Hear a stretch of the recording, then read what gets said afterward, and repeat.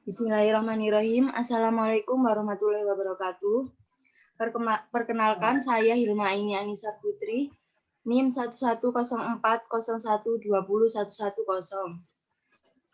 Perkenalkan, nama saya Francisca Bayu Selviana, NIM 11040120120109. Nama saya Ulifatina Priyanti, NIM 11040120120142. Di sini kami akan mempresentasikan tentang pemahaman hukum Islam. A. Pengertian syarat, fikih, dan hukum Islam. Syarat atau syariah secara etimologis bahasa yang dikemukakan oleh Hasbi As-Siddiq adalah jalan tempat keluarnya sumber mata air atau jalan yang dilalui air terjun, yang kemudian diasosiasikan oleh orang-orang Arab sebagai at-tariqah al-mustaqimah, sebuah jalan lurus yang harus diikuti oleh setiap umat muslim. Secara etimologis, istilah syariah adalah sebagai tata aturan atau hukum-hukum yang disyariatkan oleh Allah SWT kepada hambanya untuk diikuti.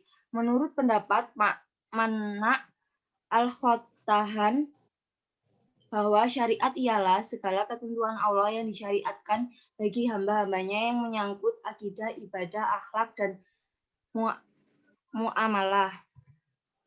Syariat pada awalnya diartikan dengan agama, lalu di kemudian lebih ke dispesifikan untuk hukum amaliyah saja. Pengkhususan makna ini dimaksud untuk memberikan pemahaman bahwa sejatinya agama hanya satu dan cukuplahnya lebih luas, sedangkan syariat dapat berbeda antara satu umat dengan umat yang lainnya. Syariat merupakan norma hukum dasar yang ditetapkan oleh Allah dan kemudian wajib diikuti oleh umat Islam berdasarkan keyakinan dan disertai akhlak, baik dalam hubungannya dengan Allah sama manusia dan alam semesta. Fikih berasal dari bahasa Arab dan merupakan bentuk masdar dari lafaz yafqahu. Secara bahasa, kata ini memiliki arti al-ilmu, pengetahuan, dan al-fahmu, pemahaman. Al-Jurnai menjelaskan bahwa fikih menurut bahasa berarti memahami maksud pembicaraan dari perkataannya. Secara terminologis fikih menurut Abu Zahrah dalam kitab Ushulul Fikih ialah mengetahui hukum-hukum syara yang bersifat amaliyah yang dikaji dari dalil-dalilnya secara rinci. Secara definisi dapat digarisbawahi bahwa fikih bukanlah hukum syarat itu sendiri, tetapi interpretasi terhadap hukum syarak. Fikih hanya dibuah interpretasi yang bersifat dzanni yang disenantiasa berubah seiring berkembangnya zaman, waktu, dan tempat. B. Perbedaan syariah dan fikih. Yang pertama, ketentuan syariat Islam terhadap Al-Quran dan kitab-kitab hadis. Yang dimaksud syariat adalah wahyu Allah dan sunnah Nabi Muhammad sebagai Rasulnya. Sedangkan fikih adalah sebuah pemahaman manusia yang memenuhi syarat tentang syariah yang terdapat dalam kitab fikih. Yang kedua, syariat bersifat fundamental dan memiliki ruang lingkup lebih luas. Sedangkan fikih bersifat instrumental, terbatas pada hukum yang mengatur perbuatan manusia yang disebut perbuatan hukum. Yang ketiga, syariah merupakan ketetapan Allah dan ketentuan Rasul-Nya yang bersifat pribadi, dan fikih adalah karya manusia dan memungkinkan memiliki perubahan karya dari zaman dan waktu. Yang terakhir, syarat hanya ada satu, sedangkan fikih berjumlah lebih dari satu karena merupakan pemahaman atau karya manusia. Syariat menunjukkan konsep kesatuan Islam dan fikih adalah keberagaman pikiran yang dianjurkan dalam Islam. C. Sejarah pertumbuhan dan perkembangan hukum Islam. Sejarah pertumbuhan dan perkembangan hukum Islam dibagi menjadi 4 periode, yakni periode Nabi, periode Khulifatul Rasyidin, periode Tabi'in, periode Tahlid, dan periode era kebangkitan kembali.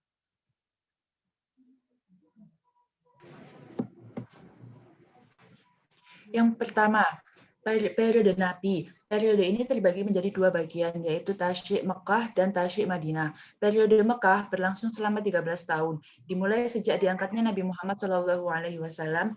Pada masa itu, umat Islam masih minoritas atau lemah. Maka dari itu, Rasulullah lebih mengarahkan kepada dakwah tauhid. Di samping membentengi diri dan pengikutnya dari gangguan yang menghalangi dakwah Nabi, jadi pada masa ini tidak ada pembentukan hukum-hukum amaliyah dan penyusunan undang-undang keperdataan. Periode di Mekah ini juga mengubah sistem kepercayaan masyarakat jahiliyah menuju kepada hamba Allah Subhanahu wa taala. Periode Madinah, umat Islam sudah bertambah dan membentuk pemerintahan yang gemerlap dan media dakwah semakin lancar. Periode Madinah sudah membentuk undang-undang untuk mengatur hubungan antar individu. Hukum yang dibentuk seperti hukum perkawinan, perceraian, warisan, perjanjian, hutang piutang, dan kepidanaan. Ada 3 hal yang berkaitan dengan perkembangan hukum Islam pada periode kali ini. Yang pertama, Nabi memegang kekuasaan penuh dalam menghadapi problem yang dihadapi masyarakat dengan berlandaskan terhadap Al-Quran dan Sunnah. Kedua, ayat-ayat hukum yang turun adalah untuk menjawab setiap peristiwa yang terjadi. Ketiga, hukum Islam diturunkan secara tidak beragam.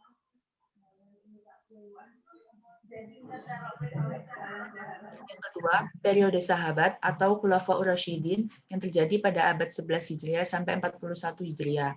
Periode ini dimulai setelah Rasul wafat dan disebut periode sahabat sebab kekuasaan perundang-undangan dipegang oleh para tokoh sahabat Rasulullah.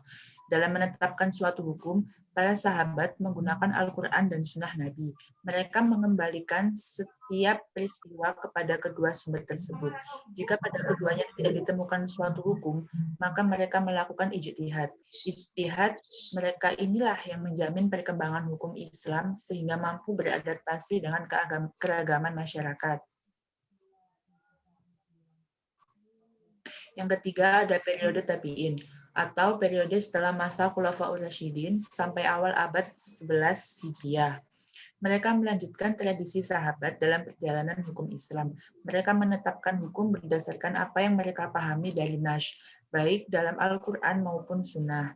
Selain itu, mereka juga menjalankan ijtihad, seperti yang dijalankan para sahabat. Aktivitas ijtihad yang dilakukan oleh para tabi'in ada 2 cara.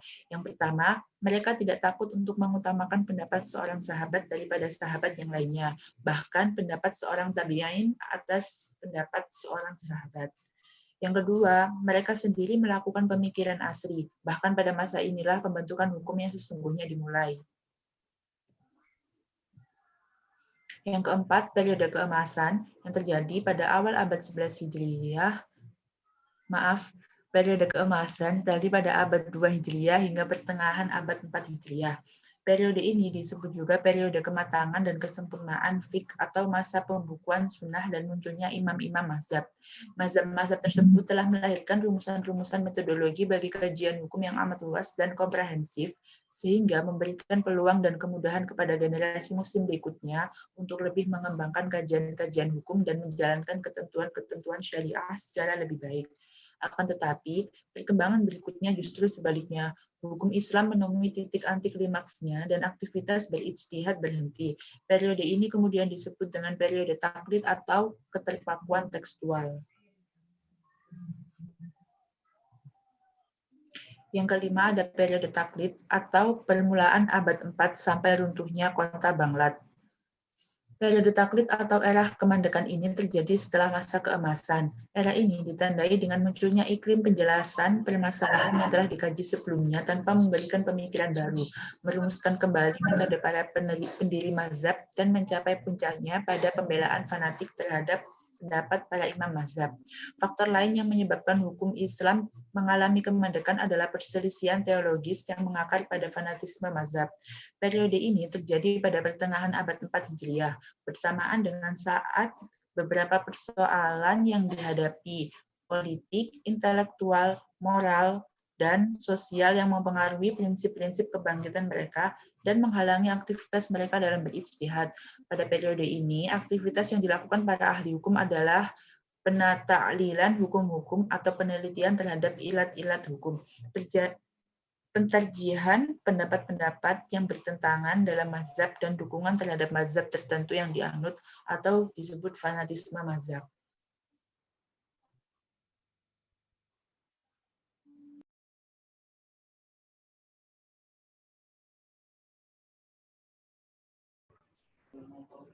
Periode taklid atau permulaan abad. Periode kebangkitan kembali. Setelah mengalami kelesuan, kemunduran beberapa abad lamanya, pemikiran Islam bangkit kembali. Hal ini terjadi pada abad ke-19 Masehi, 13 Hijriah. Kemudian kebangkitan kembali, pemikiran Islam timbul sebagai reaksi terhadap sikap taklid tersebut di atas yang telah membawa kemunduran hukum Islam. Muncullah gerakan-gerakan baru di antara gerakan para ahli hukum yang menyarankan kembali kepada Al-Quran dan Sunnah. Gerakan ini dipelopori oleh Ibnu Taimiyah bersama dengan muridnya Ibnu Qayyim al-Jauziyah. Ia mengatakan bahwa pintu ijtihad selalu terbuka dan tidak pernah tertutup. Seruan Taimiyah untuk menghidupkan kembali tradisi ijtihad atau kembali kepada ajaran Islam yang murni, yaitu Al-Quran dan hadis, sangat berpengaruh terhadap perkembangan hukum Islam selanjutnya. Pada periode inilah gerakan-gerakan pembaruan hukum Islam muncul sebagai respon terhadap peristiwa yang terjadi dalam peristiwa. Pola pemikiran Ibnu Taimiyah dilanjutkan oleh Muhammad Ibnu Abdul Wahab pada yang terkenal dengan sebutan gerakan Wahabi.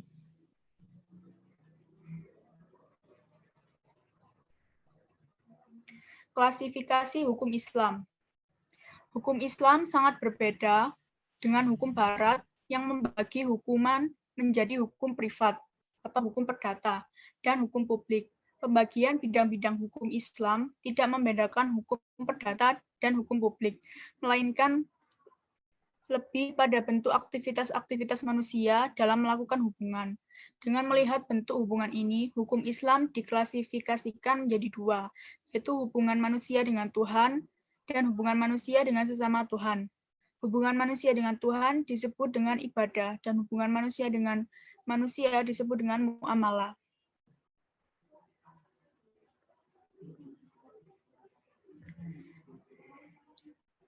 Dari penjelasan di atas dapat disimpulkan bahwa ruang lingkup hukum Islam ada dua, yaitu ibadah dan muamalah. Yang pertama, ibadah. Hukum ibadah adalah hukum yang mengatur hubungan manusia dengan Tuhannya, seperti sholat, puasa, zakat, haji, nazar, sumpah, serta ibadah-ibadah lain yang ada kaitannya dengan Allah. Yang kedua, muamalah. Muamalah adalah sebuah hubungan manusia dalam interaksi sosial sesuai syariat karena manusia merupakan makhluk sosial yang tidak bisa hidup sendiri dalam berhubungan dengan manusia lainnya. Manusia dibatasi oleh syariat yang terdiri dari hak dan kewajiban. Muamalah merupakan bagian dari hukum Islam yang mengatur hubungan antara dua pihak atau lebih baik antara seorang pribadi dengan pribadi lain, maupun antar hukum seperti perseorangan, firma, yayasan, negara, dan sebagainya.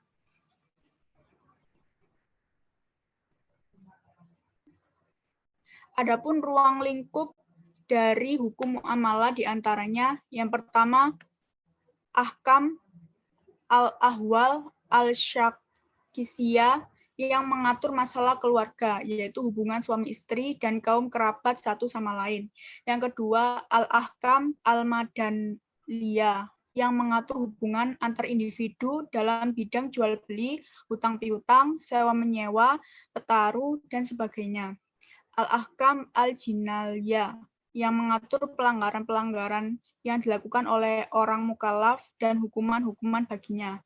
Yang keempat, ahkam al-murafaat, yang mengatur masalah peradilan, saksi, dan sumpah untuk menegakkan keadilan. Yang kelima, al-dusturiyah, yang berkaitan dengan aturan hukum dasarnya seperti ketentuan antara hakim dengan yang dihakimi, menentukan hak-hak individu dan sosial. Sekian dari kami, apabila ada kesalahan, mohon maaf. Terima kasih. Wassalamualaikum warahmatullahi wabarakatuh.